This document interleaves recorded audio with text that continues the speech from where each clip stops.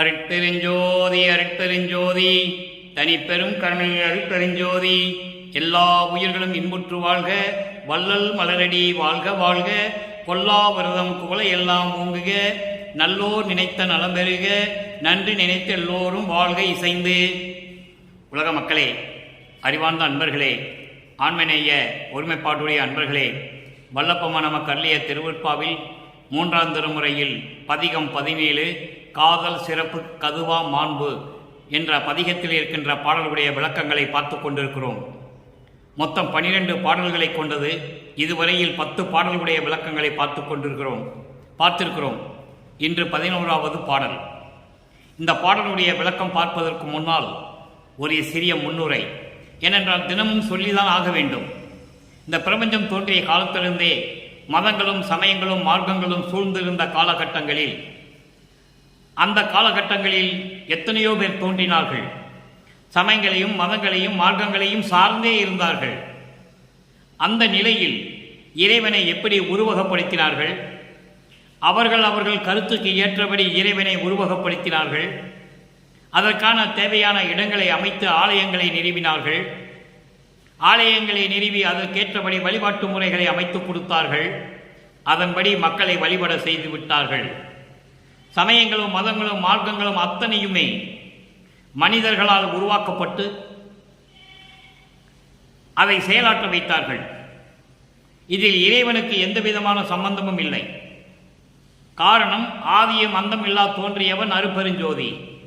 அருட்பெருஞ்சோதிக்கு எந்த மதமும் சமயமும் மார்க்கமும் இல்லை, ஜாதிகள் இல்லை. அந்த அடிப்படையில் இல்லாதவர் இறைவன். அதற்கு உண்மையான நிகழ்வு அருட்பெருஞ்சோதி அகவல். சாதியும் மதமும் சமயமும் பொய்யென ஆதியில் உணர்த்திய அருட்பெருஞ்சோதி. யாருக்கு உணர்த்திய அருட்பெருஞ்சோதி? இந்த விளக்கங்களாம் நிறைய இருக்கிறது. யாருமே உணர முடியவில்லை. இந்த பிரபஞ்சத்தில் தோன்றிய யாருக்குமே சமரச சுத்த சன்மார்க்கத்தின் நிலையை உணர முடியவில்லை. சமயங்களும் மதங்களும் மார்க்கங்கள் இல்லாத ஒரு நிலையை உருவாக்க முடியவில்லை. அப்போ சமரச சுத்த சன்மார்க்க சத்திய சங்கத்தை நிறுவி அதை மக்களிடம் கொண்டு போய் சேர்ப்பதற்காகத்தான் தன்னிடம் இருந்த அருள் சக்தியை ஒரு மகனாக உருவாக்கி ஒரு தாயின் கருவறையிலே வைத்து இந்த மண்ணுலக்கே வருவிக்க செய்து சமரச சுத்த சன்மார்க்கத்தை கொடுக்கிறார் தன் மகனுக்கு. அந்த நிகழ்வை தான் நாம் பார்த்து கொண்டிருக்கிறோம். வள்ளற்பெருமான் ஒவ்வொரு யுகத்திலேயும் இருந்தவர்.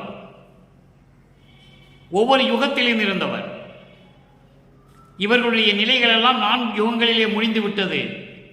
யாரென்றால் பிரம்மன், திருமால், ருத்திரன், மகேஸ்வரன் போன்ற 5 தொழில்களை செய்து கொண்டிருந்த பதத்தலைவர்களுடைய நிலை கலியுகத்தோடு முடிந்து விட்டது. அதே போல திருமாலுடைய 10 அவதாரங்களும் துவார யுகத்தோடு முடிந்து விட்டது.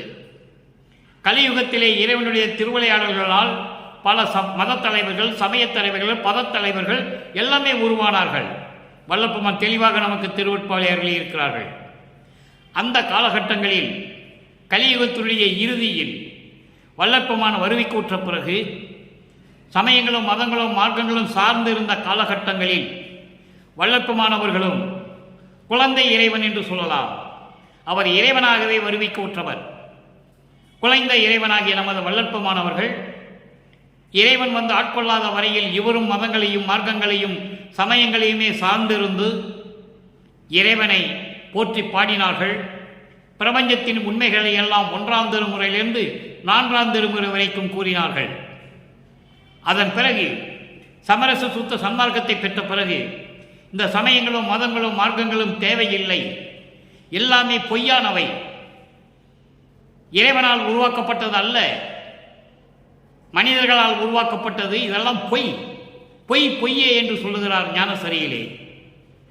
அதனால் அப்படிப்பட்ட மார்க்கங்களும் சமயங்களும் மதங்களும் இல்லாத ஒரு நிலையில் சமரச சுத்த சன்மார்க்கத்தை பெற்ற பிறகு எப்படி இறைவனை பற்றி சொல்லுகிறார், இறைவனுடைய அருளை எப்படி பெற்றுக்கொண்டார் என்பதை இந்த உலக மக்களுக்கு தெரியப்படுத்துகிறார்கள். அதற்காகத்தான் நமக்கு திருவருட்பாவை அருளினார்கள்.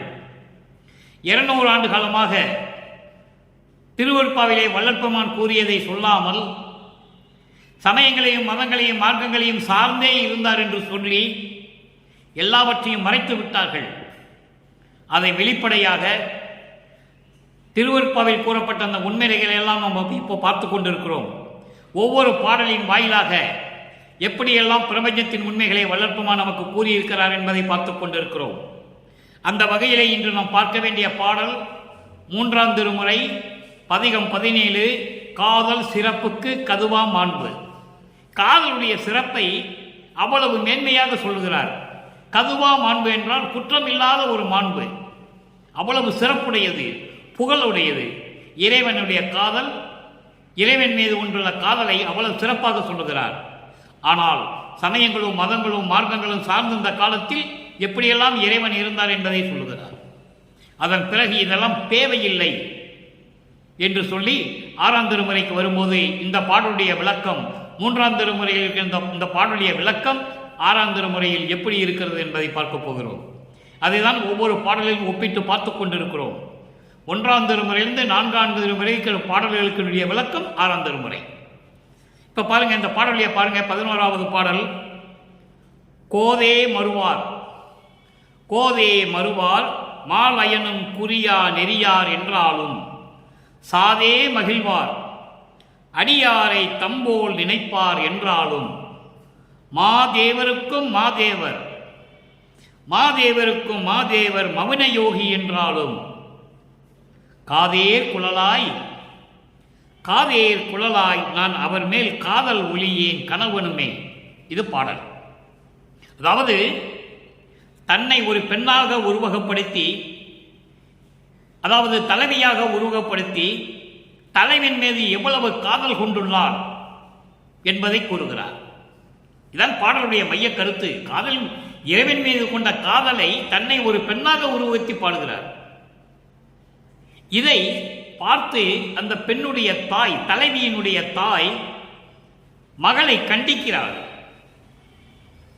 ஏனால் சமயங்களிலும் மதங்களிலும் மார்க்கங்களிலும் இறைவனை எப்படி சொன்னார்கள்? பிச்சை எடுத்தவன் என்று சொன்னார்கள். உடுக்க துணி இல்லாமல் கந்தை துணியை கட்டி கொண்டிருந்த கந்தன் என்று சொன்னார்கள். படுக்க இடமில்லாமல் இருக்க இடமில்லாமல் சுடுகாட்டிலே படுத்துக் கொண்டிருந்தவன் என்று சொன்னார்கள். எரிந்த மண்டை ஓடுகளை மாலையாக கோர்த்து கொண்டிருந்தான் என்று சொன்னார்கள். சமயங்களிலும் மதங்களிலும் மார்க்கங்களிலும் அதை வல்லற்பெருமான் சொல்லுகிறார். இதெல்லாம் சொன்னது உண்மைதான், ஆனால் நிலை வேறு என்று சொல்லுகிறார். அப்படிப்பட்டவனை நீ காதல் செய்து திருமணம் செய்தால் என்ன பயனை பெறப் போகிறாய் என்று தாய் மகளிடம் சொல்லுவது போல அமைந்திருக்கிறது. இருந்தாலும் மகள் தாய் சொல்லை கேட்கவில்லை. அதை தோழியிடம் சொல்லுகிறாள், செவிலித்தாயிடம் சொல்லுகிறாள். நான் அந்த இறைவன் எப்படி இருந்தாலும் சரி, நான் அவன் மீது உள்ள காதலை ஒழிக்க மாட்டேன் என்று சொல்லுகிறாள். கோதே மறுவார். கோதே மறுவார் என்பது குற்றங்களையே செய்யாதவர். மால் அயனும் குறியா நெறியார். திருமாலும் பிரம்மனும் நினைக்க முடியாத நெறியில் இருக்கின்றவர். அப்ப சமரச சுத்த சன்மார்க்கத்தை பற்றி யாருக்குமே தெரியாது. பிரம்மன், திருமால், ருத்திரன், மகேஸ்வரன், சதாசிவம் யாருக்குமே தெரியாது. திருமாலும் பிரம்மனும் முதல்வரெல்லாம் நினைக்க முடியாத நெறியில் இருக்கின்றவர். இவங்கெல்லாம் கொலை செய்தவர்கள், வருணமா கொலை பாதகர்கள் என்று சொல்லுகிறார் வல்லற்பெருமான். அப்படிப்பட்டவர்களுக்கு நீ அருளை கொடுத்தாயே, உன் மகனை இந்த மண்ணுலக்கு வருவிக்க விட்டு தெருவில் விட்டு விட்டாயே என்று சொல்லுவார். வகை வகையாக கொலை செய்தவர்கள், வருணமா கொலை பாதகர்கள் என்று சொல்லுவார். இவர்களுக்கெல்லாம் அந்த நெறி தெரியாது. சாதே மகிழ்வார். அழிக்கும் தொழிலை செய்து கொண்டு மகிழ்ந்து கொண்டிருப்பவர். ருத்திரன் அழிக்கும் தொழிலை செய்து கொண்டிருப்பவன். சாதே மகிழ்வார். அழிக்கும் தொழிலை செம்மையாக செய்து கொண்டு மகிழ்ந்து கொண்டிருக்கிறார். அடியார் தம் போல் நினைப்பார். அடியாரை தம் போல் நினைப்பார். தன்னை வணங்குகின்ற அடியார்களை தன் போல நினைப்பார்.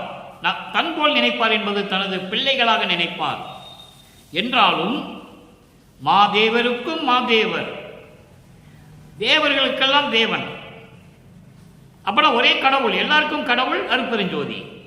மாதேவருக்கெல்லாம் தேவன் மவுன யோகி என்றாலும், அவர் மவுன யோகியாக இருந்தாலும் சரி, காதேர் குழலாய் அழகான காது அணிகளை காதிலே அணிந்து கொண்ட என் பெண்ணே, என் தோழியே, என் செவிலித்தாயே, எப்படி வேண்டாலும் சொல்லலாம்.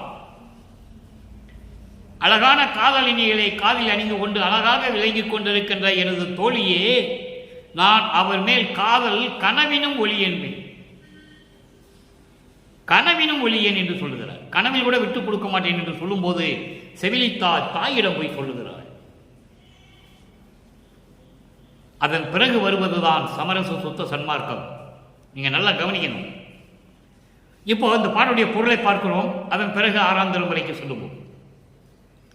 குற்றங்களையே செய்யாத இறைவன் என்றாலும், திருமாலும் பிரம்மனும் நினைக்க முடியாத நெறிகளை கொண்டிருந்தவர் என்றாலும், அழிக்கும் தொழிலை செய்து கொண்டு மகிழ்ந்து கொண்டிருக்கிறார் என்றாலும், அடியார்களை தன்னை போல் பாவித்துக் கொண்டு அருள் செய்து கொண்டிருக்கின்ற இறைவன் என்றாலும், மாதேவர்களுக்கெல்லாம் தேவர் என்றாலும், மவன யோகி என்றாலும் சரி,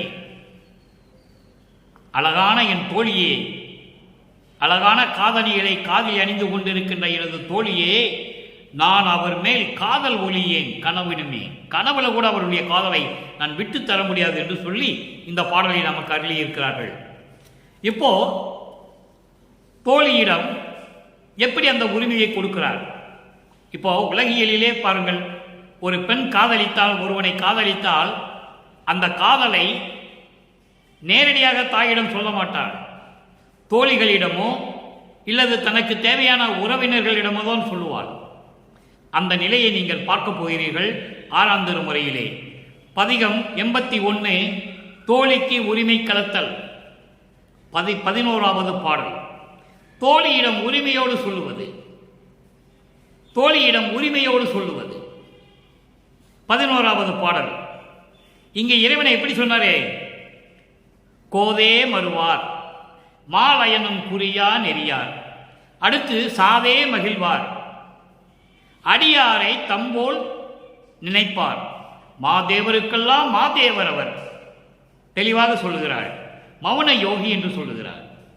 ஆனால் 6ஆம் திருமுறையிலே தோழியிடம் இறைவனை பற்றி எப்படி சொல்லுகிறார்? நன்றாக கவனிக்கணும். நீங்க பிரம்மம் என்றும் சிவம் என்றும் பேசுகின்ற நிலைதான் பெருநிலையே. இந்நிலையில் வேதம் உண்டா எனவே தரமறிய வினவுகின்றாய் தோழி, இது கேள் நீ. தரமறிய வினவுகின்றாய் தோழி, இது கேள் நீ.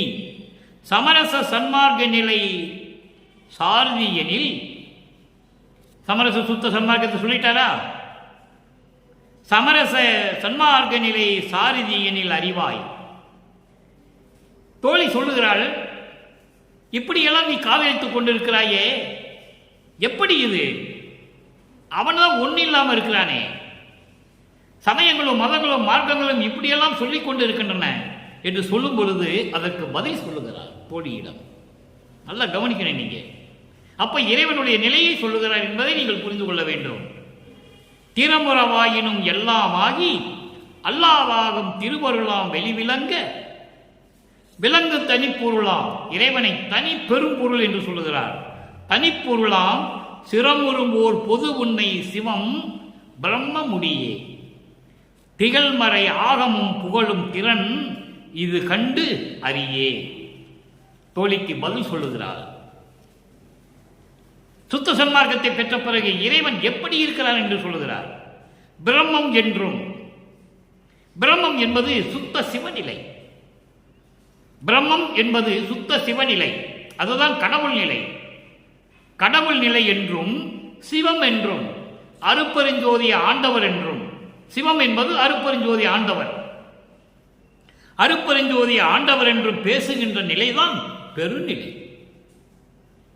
சுத்த நிலையில், சுத்த சிவநிலையில் இருக்கின்ற இறைவன், அவன்தான் அருப்பெருஞ்சோதி ஆண்டவர் என்று பேசுகின்ற நிலைதான் பெருநிலை. அதுதான் சமரச சுத்த சன்மார்க்க சத்திய நிலை. அதுதான் 16வது நிலை.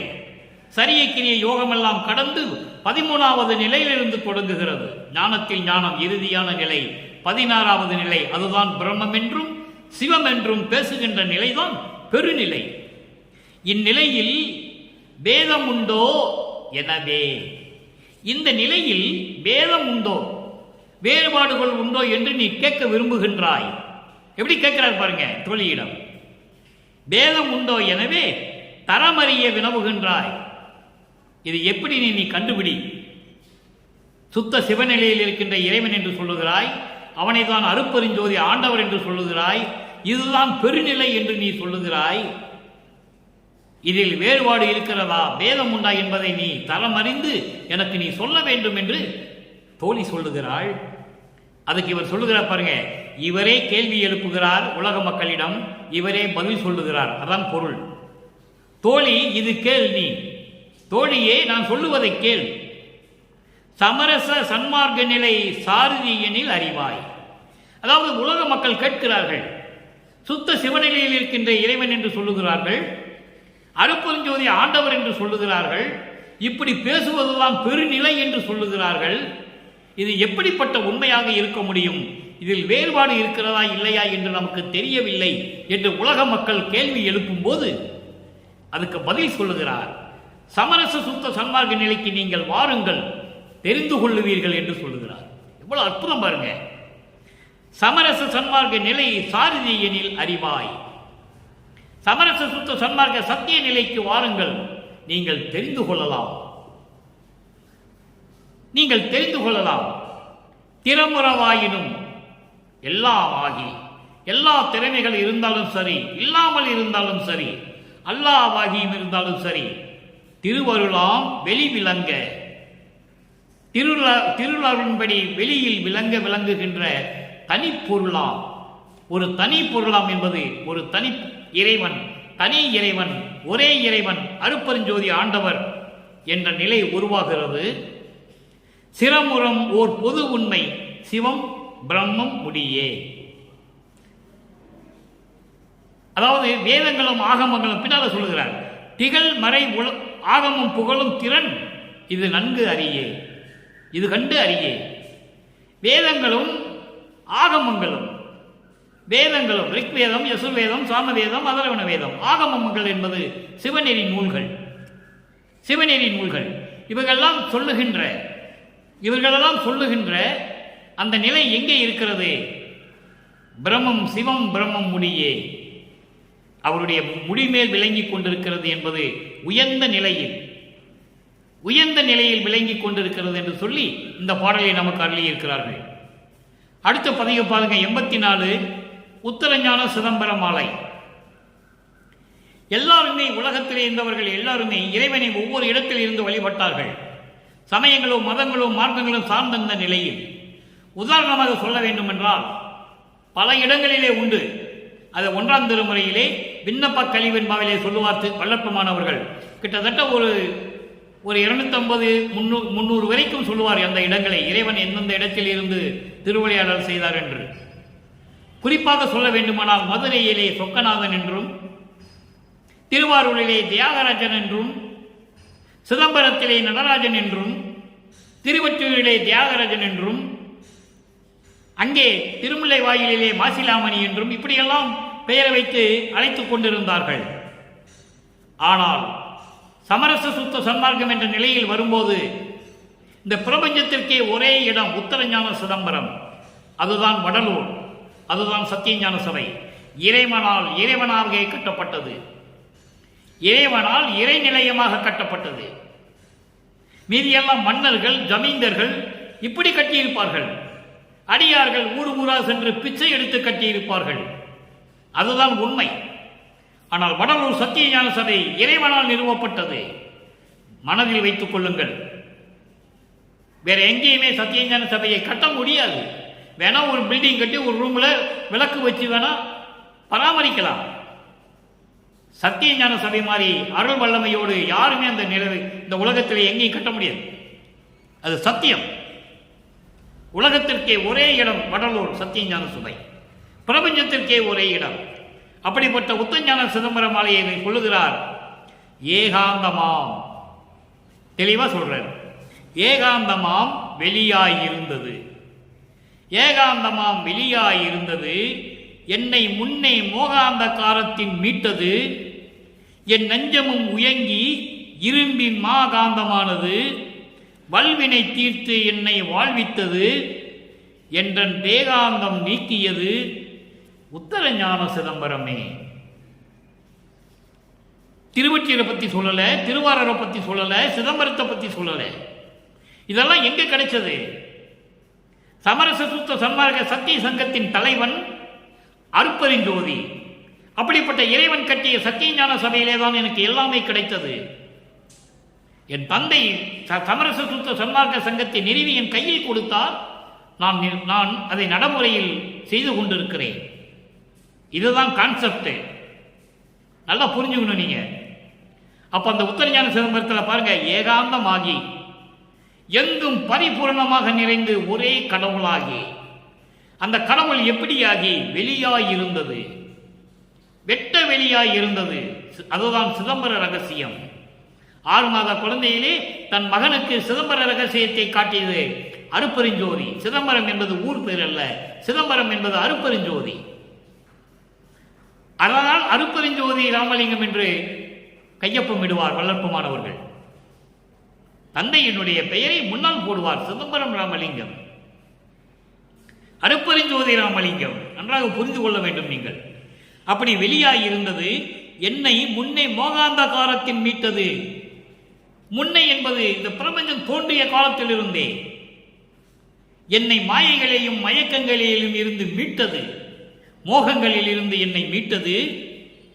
என் நெஞ்சமும் உயங்கி, என் நெஞ்சமெல்லாம் தளர்ந்து இருந்த காலங்களில் இரும்பு போன்று வலிமையாக்கியது.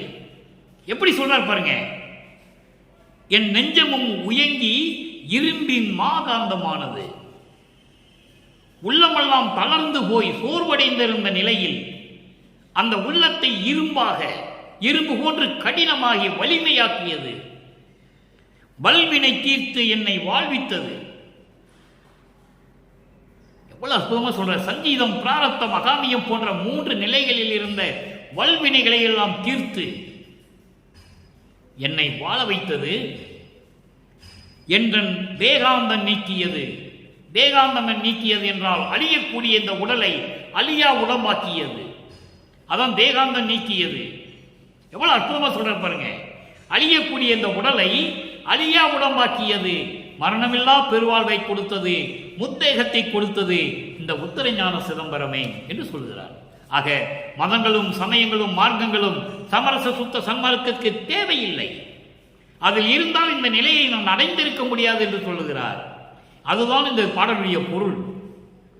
உருவங்களை வழிபட்டு, யாகங்களை வழிபட்டு, நெத்தியிலே பட்டை போட்டு, உத்தராட்ச கொட்டை போட்டு வணங்கி, சிலைகளை வணங்கி, உருவங்களை வணங்கி வர வேண்டிய அவசியம் இல்லை. சமரச சுத்த சன்மார்க்கத்திற்கு நேரடியாகவே வரலாம். அதை தான் சொல்லுகிறார். நேரடியாகவே வாங்க என்று சொல்லுகிறார். சன்மார்க்க நிலை, சமரச சன்மார்க்க நிலை சார்தினில் நீ அறிவாய். அந்த ஒரு வார்த்தை போதும். ஆக அடுத்து பாருங்க, 87 கைமாறு இன்மை. அதிலையும் 11வது பாடல், 3ஆம் திருமுறை 11வது பாடலுக்கு விளக்கம் 6ஆம் திருமுறையிலே அந்தந்த பதிகத்திலே உண்டு. அருள் நாட அறியா மனப்புறங்கை அடக்க தெரியாது, அதனோடு சேர்ந்து இருள் நாட அனைத்தும் சுழன்று சுழன்று இழைத்து கலைத்தேன். எவ்வளவு அற்புதமா சொல்ற பாருங்க. உன்னால் இந்த மண்ணுலைக்கு வருவிக்க விட்டு நீ என்னை ஆட்கொள்ளாத வரையில் இந்த சமயங்களிலும் மதங்களிலும் மார்க்கங்களிலும் சிக்கிக்கொண்டு நான் தவித்துக் கொண்டிருந்தது உனக்கு தெரியாதா என்பதை இந்த பாடலிலே சொல்லுகிறார். அருள் நாட அறியா மனக்குரங்கை. அருளை நாட வேண்டும் என்று தெரியாத இந்த மனக்குரங்கு அடக்க தெரியாமல், இந்த மனதை அடக்க தெரியாமல் அதனோடு சேர்ந்து கொண்டு இருள் நாட அனைத்தும் சுழன்று சுழன்று இழைத்து கலைத்தேன். அறியாமையில் சிக்கிக்கொண்டு, உண்மை நிலை தெரியாமல், சமயங்களையும் மதங்களையும் மார்க்கங்களுடைய நிலைகளை தெரியாமல் நான் அலைந்து கொண்டு, அறியாமையில் இருந்து கொண்டு இந்த மனக்குரங்கை அடக்க தெரியாமல், அருளை விரும்பி அடைய முடியாத நிலையில், தெரியாத நிலையில் நான் சுழன்று சுழன்று திரிந்து கலைத்து விட்டேன். எனக்கு அந்தே தெருநாடு உலகில் தெருநாள் உலகில் மரணம் உரா திறந்தந்து இந்த உலகிலே, இந்த பரந்த உலகிலே அருள் பக்குவத்தோடு எனக்கு மரணம் சேராதபடி ஒரு வலிமையை கொடுத்து, அதான் சொல்கிறார், மரணம் ஊரா திறம் தந்து, மரணம் என்னை சேராத வகையில் அந்த உறுதியை எனக்கு கொடுத்து அழியா திரு அளித்த கருணாநிதியே, அழியா நிலையை எனக்கு கொடுத்த கருணை நிதியே, கருணாநிதியே, இந்தனக்கு கைமாறி எது கொடுப்பேனே. ஆக சமயங்களையும் மதங்களையும் மார்க்கங்களையும் ஒழித்துவிட்டு சமரச சுத்த சன்மார்க்கத்தை பெற்ற பிறகு இறைவனிடம் எப்படியெல்லாம் பெற்றுக்கொண்டார். அப்போ சமயங்களையும் மதங்களையும் மார்க்கங்களையும் சேர்ந்திருந்தால் இறைவனுடைய அருள் கிடைக்காது என்பதை தெள்ள தெளிவாக வல்லற்புமான் இந்த உலக மக்களுக்கு தெரியப்படுத்தி இருக்கிறார்கள். அடுத்து பாருங்க, 88 பதிகம் பாமாலை ஏற்றல். இறைவனிடம் செய்த விண்ணப்பங்களை பாடல்களாக தொகுத்ததை இறைவன் ஏற்றுக்கொண்டது. அங்கேயும் 11வது பாடல், எண்ணுகின்றேன் எண்ணும் தோறும் என் எண்ணமெல்லாம் தித்திக்க. நண்பர்களே, அருட்பா தித்திக்க தித்திக்க இருக்கும். எப்படியெல்லாம் சொல்லுகிறார்கள். பிரபஞ்சத்தில் கோடான கோடி பேர் தோன்றினார்கள், யாரும் தன்னை பற்றி சொன்னதே இல்லை. இறைவனை பற்றி பாடினார்கள், ஞானம் பெற்றார்கள், அவ்வளவுதான். மெஞ்ஞானம் எல்லாம் பெறவில்லை. எண்ணுகின்றேன் எண்ணும் தோறும் என் எண்ணம் எல்லாம் தித்திக்க நண்ணுகின்றது. நான் நினைத்து பார்க்கிறேன், நான் நினைத்து பார்க்கிறேன். நினைக்கும் தோறெல்லாம், நினைக்கும் போதெல்லாம் என் எண்ணம் எல்லாம் எப்படி இருக்கிறது, என் உள்ளமெல்லாம் தித்திக்க நண்ணுகின்றது. தித்திக்கும்படி மகிழ்வோடு இருக்கின்றது. என் புகழுவேன், நான் என்ன சொல்லுவேன், நான் நிலத்தீர். நான் நிலத்தீர் என்பதற்கு ஏற்கனவே நிறைய தடவை விளக்கம் கொடுத்திருக்கிறேன். இங்கேயும் நான் நிலத்தீர் என்பது 4 நிலங்களில் வாழக்கூடிய உலக மக்கள். 5 திணைகள் உண்டு: குறிஞ்சி, முல்லை, மருதம், நெய்தல், பாலை. குறிஞ்சி என்பது மலையும் மலை சார்ந்த இடம். முல்லை என்பது காடும் காடு சார்ந்த இடம். மருதம் என்பது வயலும் வயல் சார்ந்த இடம். நெய்தல் என்பது கடலும் கடல் சார்ந்த இடம். பாலை என்பது பாலையும் பாலைவனங்களும் சேர்ந்த இடம். இங்கே நான் நிலத்தீர் என்று சொல்லுகிறார். நெய்தல் தவிர கடலும் கடலும் சார்ந்த இடங்களில் கடலுக்குள்ளே மக்கள் வாழ்வதில்லை. அதனால் இந்த நான் நிலத்தீர் என்பது மண்ணுலகம். இதை சூழ்ந்து கொண்டுதான் கடல் இருக்கிறது. அதனால் நான் நிலத்தில் வாழ்கின்ற மக்களே, உண்டுகின்ற உள்ளமந்தோ நான் தான் உஞன்று உஞன்று தவத்தால் கிடைத்த தெல்லமுதோ அம்பலவன் சீர் என்று சொல்லுகிறார். இப்படிப்பட்ட மக்களே, உலக மக்களே, என் உள்ளம் இருக்கிறதே, அதை எண்ணும் போதெல்லாம் நான் தான் உஞன்று, உஞன்று என்பது செய்த தவத்தால், உஞன்ற தவத்தால், நான் செய்த தவத்தால் கிடைத்த தெல்லமுதுதான் அம்பலவன் சீர், அம்பலவனுடைய அருள். அப்படி எண்ணமெல்லாம் தித்திக்கும்படி நின்னுகின்றது. நினைக்கும் போதெல்லாம் இந்த உள்ளம் அப்படி தித்திக்கின்றது. உலக மக்களே, எண்ணுகின்ற உள்ளம் இருக்கே, அது எப்படி? நான் தான் செய்த தவம், நான் செய்த தவத்தினால் தெல்லமுதோ அம்பலவன் சீர். தெல்லமுதை கொடுத்ததையும் அம்பலத்தில் இருக்கின்ற சத்திய சபையிலே, சத்திய ஞான சபையிலே இருக்கின்ற அவனுடைய அருள்தான் என் உள்ளத்தில் புரிந்து கொண்டு என் உள்ளம் தித்திக்க இருந்து கொண்டிருக்கிறேன் என்று சொல்லுகிறார். அடுத்து 91வது பதிகம் அனுபவ சித்தி, 11வது பாடல். ஒன்று கண்டேன். நல்லா கவனிக்க நண்பர்களே. ஒன்று கண்டேன், திருவம்பலத்தே ஒளி ஓங்குகின்ற நன்று கண்டேன். உலகமெல்லாம் கலைக்க, உலகமெல்லாம் கலைக்க நடம்புரிதல் இன்று கண்டேன். எப்போ இன்று கண்டேன்? சமரச சுத்த சன்மார்க்கத்தை பெற்ற பிறகு. என்றும் சாகாவரத்தை எனக்கு அருள, என்றும் சாகாவரத்தை எனக்கு அருள, மன்று கண்டாருக்கு இந்த வாழ்வுள்ளது என்று மகிழ்ந்தனனே. அற்புதமான பாடம். ஒன்று கண்டேன், அருப்பெருஞ்சோதியை கண்டேன். ஒன்று என்பது அருப்பெருஞ்சோதி, ஒரே கடவுள், பிரபஞ்சத்தின் ஒரே கடவுளான ஒருவனான அருப்பெருஞ்சோதியை கண்டேன். திருவம்பலத்தே சத்திய ஞான சபையிலே ஒளி ஓங்குகின்றபடி நன்று கண்டேன். நல்லா பார்த்துட்டேன். நான் எந்த ஒளி மறைவும் இல்லை, முழுவதுமாக பார்த்து விட்டேன், நன்றாக பார்த்து விட்டேன். உலகமெல்லாம் தலைக்க, உலகமெல்லாம் இன்புற்று வாழ்க, எல்லா உயிர்களும் இன்புற்று வாழ்க.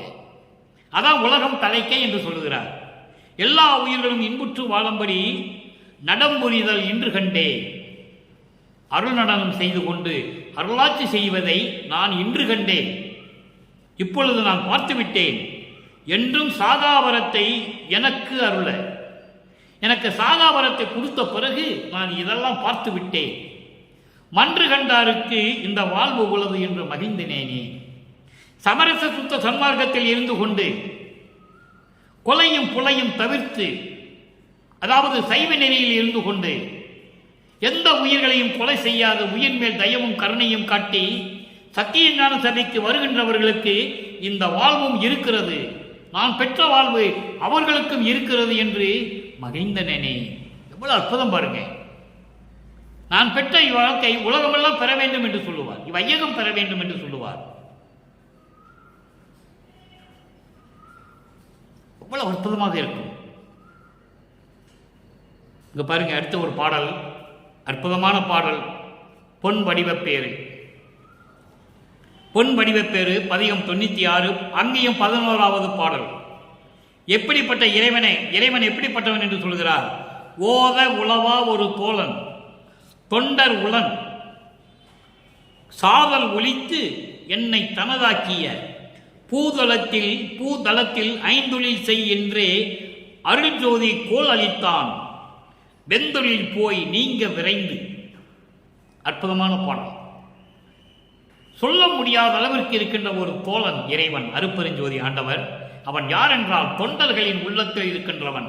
இங்கே தொண்டர்கள் என்பது சமரச சுத்த சன்மார்க்கத்தை சேர்ந்த சாதுக்கள். அவன்தான் கொலையும் புலையும் தவிர்த்தவன்.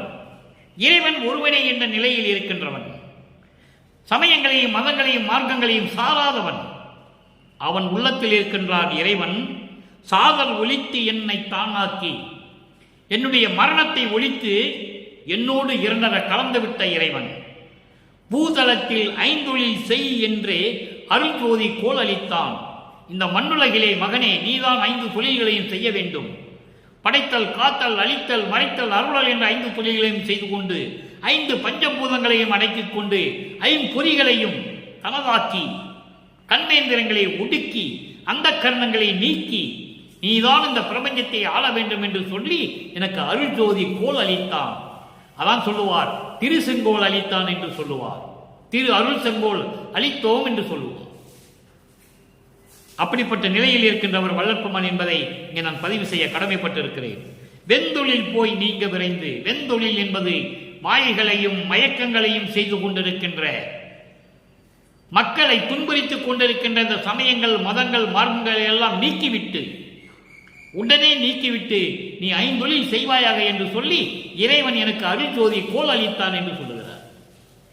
இறுதியாக ஒரே ஒரு விளக்கம், 4 வரிதான். தனித்திரு அலங்கள் 110வது பதிகம், தனித்திரு அலங்கள் 138வது பாடல்ல கடைசி 4 வரி. ஏனென்றால் இன்று நாம் பார்த்த பாடலிலே 11வது பாடலிலே மாலும் அயனும் குறியா நெறியார் என்று சொல்லுகிறார். திருமாலும் பிரமனும் எண்ண முடியாத, நினைக்க முடியாத, அடைய முடியாத நெறி சமரச சுத்த சன்மார்க்க நெறி. நான் பெற்ற வரங்களை எல்லாம் அவர்கள் பெற முடியவில்லை. நான் பெற்ற எல்லா வரங்களையும் அவன் பெற முடியவில்லை என்று சொல்லும் பொழுது அதற்கு விளக்கம் 6ஆம் திருமுறையிலே தருகிறார். உரம்பெறும் அயன் மால் முதல்வர் பெருந்தேவர் உள்ளத்து அதிசயத்திட எனக்கே வரம் தருகின்றாய் வள்ளல் நின் கருணை மாக்கடலுக்கு எல்லை கண்டிலேன். எவ்வளவு அற்புதம் பாருங்க, யாரும் சொல்ல முடியாது.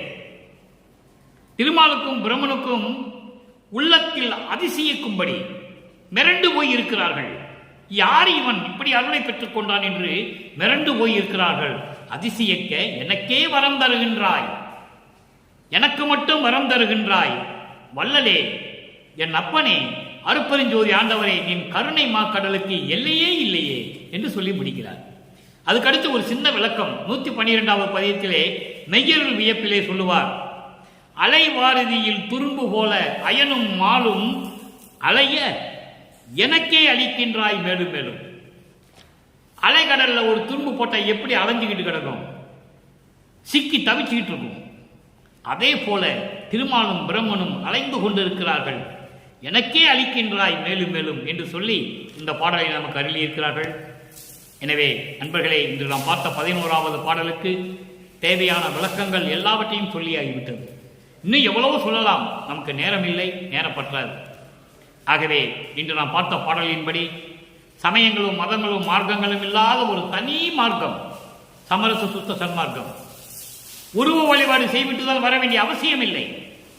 அதை மக்களுடைய அறியாமையை பயன்படுத்தி ஆரம்பத்திலிருந்து 200 ஆண்டுகளாக சொல்லிக் கொண்டிருக்கிறார்கள், கீழிருந்துதான் மேல வர வேண்டும் என்று. அப்படி தேவையே இல்லை. நேரடியாக சன்மார்க்கத்திற்கு வாருங்கள், சத்தியஞான சபைக்கு வாருங்கள், இறைவனிடம் எல்லார்களையும் பெற்றுக்கொள்ளுங்கள். இறைவனை வணங்கும் போது, மகாமந்திரம் சொல்லும் போது, அருட்பெருஞ்சோதி அருட்பெருஞ்சோதி தனிப்பெருங்கனை அருட்பெருஞ்சோதி என்ற மகாமந்திரத்தை சொல்லும் போது புலையும் தவிர்த்திருக்க வேண்டும். உயிரின் மேல் கருணையும் தயவும் இருக்க வேண்டும்.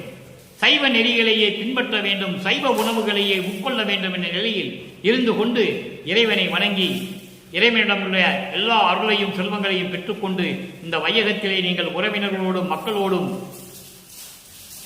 துணைவியரோடும் நீங்கள் நோயின்றி வாழ இறைவனுடன் வாழ்த்தி அவருடைய தயவாலையும் கருணையாலையும் விடைபெறுகிறேன். இந்த வள்ளலார் ஊழியன்.